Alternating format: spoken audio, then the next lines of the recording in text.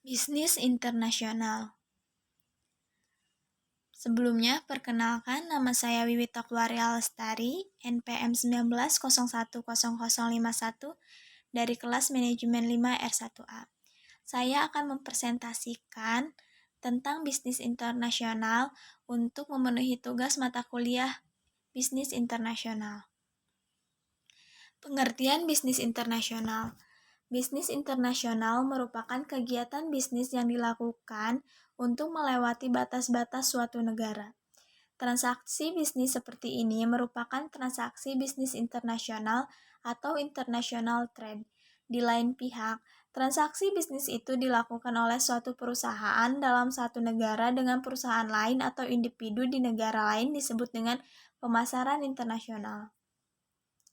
Adapun pengertian lainnya yaitu bisnis internasional adalah aktivitasnya keluar dari suatu negara, di mana konsepnya tidak hanya dalam perdagangan internasional, tetapi juga dalam pertumbuhan industri jasa dalam era tersebut seperti transportasi, periklanan, pariwisata, konstruksi, retail, borongan, dan komunikasi massa. Adapun sifat dari bisnis internasional. Secepatnya, perubahan dalam bisnis internasional atau perdagangan internasional dan investasi asing langsung, teori-teori perdagangan dan investasi internasional, lembaga internasional dalam perspektif bisnis internasional.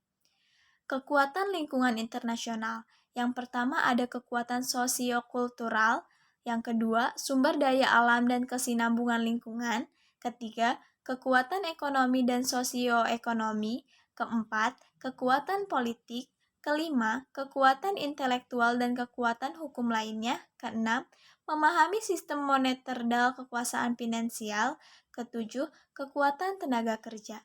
Di sini pun ada 5 penggerak dalam globalisasi bisnis. Yang pertama yaitu politik, teknologi, pasar, biaya, dan kompetitif.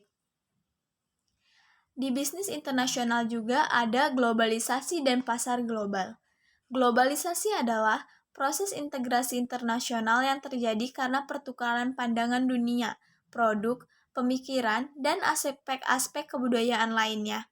Menurut Hill tahun 2014, globalisasi merujuk pada perubahan kepada ekonomi dunia yang lebih terintegrasi dan saling tergantung. Globalisasi memiliki beberapa aspek yaitu, yang pertama yaitu globalisasi pasar. Globalisasi pasar merujuk kepada penggabungan perbedaan sejarah dan pasar negara yang terpisah menjadi satu pangsa pasar global yang besar. Runtuhnya hambatan lintasan batas perdagangan telah membuat penjualan internasional lebih mudah. Yang B, globalisasi produksi. Globalisasi produksi mengacu kepada pengambilan sumber barang dan jasa dari lokasi di seluruh dunia untuk mengambil keuntungan perbedaan negara dalam hal biaya dan kualitas faktor-faktor produksi. Di sini pun ada banyak kegiatan yang dapat dilakukan oleh perusahaan untuk dapat terlibat dalam bisnis internasional. Di antaranya adalah sebagai berikut. 1. Kegiatan ekspor-impor. Kegiatan ekspor dan impor ini merupakan kunci transaksi ekonomi suatu negara. Apabila dalam neraca suatu negara, kegiatan ekspor lebih tinggi daripada kegiatan impor, maka dapat dipastikan negara itu menjadi negara yang maju dengan pendapatannya yang sangat besar. Sedangkan apabila sebaliknya, di mana kegiatan impor lebih tinggi dari ekspor, maka negara tersebut dapat dikatakan laju pertumbuhan ekonominya tidak maju, karena negara tersebut cenderung tergantung kepada negara lainnya. Yang B, kegiatan investasi. Investasi adalah sebuah kegiatan di mana perusahaan menamakannya modal. Investasi ini bisa dapat bentuk investasi langsung luar negeri, di mana perusahaan menginvestasikan modalnya dalam bentuk fisik di negara tujuan.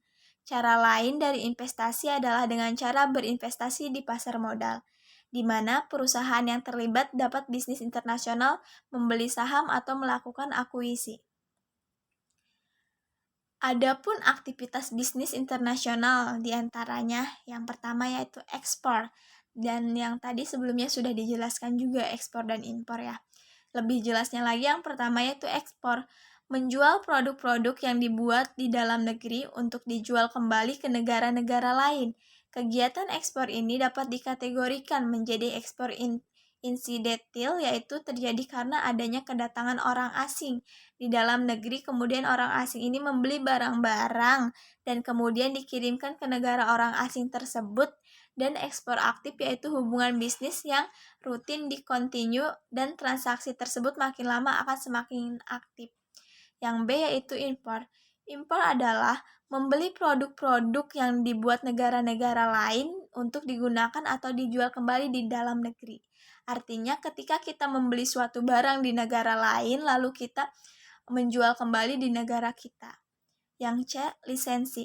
Lisensi adalah kesepakatan kontrak di mana suatu perusahaan di suatu negara memberikan lisensi penggunaan hak kekayaan intelektualnya atau paten, merek dagang, nama merek, dan hak cipta atau rahasia dagang kepada suatu perusahaan di negara kedua dengan mendapatkan pembayaran royalti.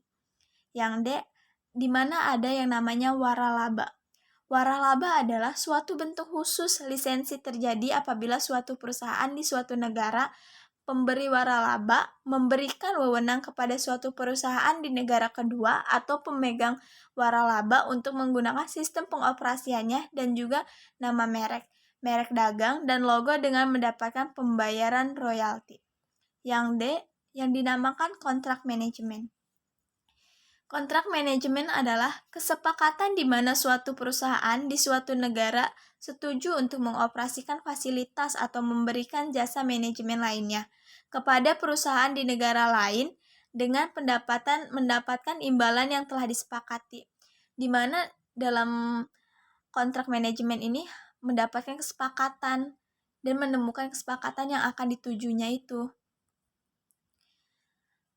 Terakhir, bisnis internasional berkembang karena adanya globalisasi. Teknologi, terutama teknologi informasi, berkembang dengan pesat, sehingga arus globalisasi pun sulit untuk dihadang. Dan hasilnya adalah seperti sekarang ini. Ketika setiap negara tidak memiliki batasan yang jelas, selain dari bentang alam, dengan semakin menyatukan dunia, maka bisnis pun semakin berkembang. Hal ini dikarenakan tidak ada sebuah negara pun di dunia ini yang dapat memenuhi kebutuhan masyarakatnya sendiri. Dengan semakin berkembangnya bisnis internasional, maka terjadi juga pemerataan kemakmuran di antara negara-negara di dunia. Sekian presentasi dari saya. Semoga bermanfaat. Kurang lebihnya mohon maaf. Wassalamualaikum warahmatullahi wabarakatuh.